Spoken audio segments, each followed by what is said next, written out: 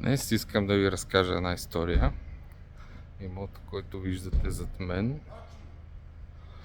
Чакай, че снимам.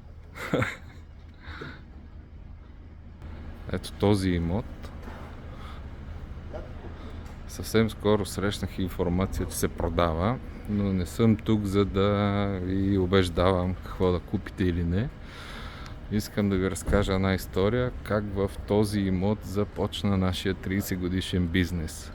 Ето тук на първия етаж, в една стаичка с пишеща машина, моята майка започна нашия бизнес имоти.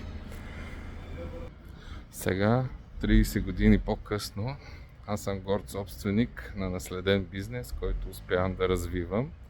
И от това нещо като офис, в последващи видеа ще ви покажа докъде сме се развили чрез предлагане на нашите услуги.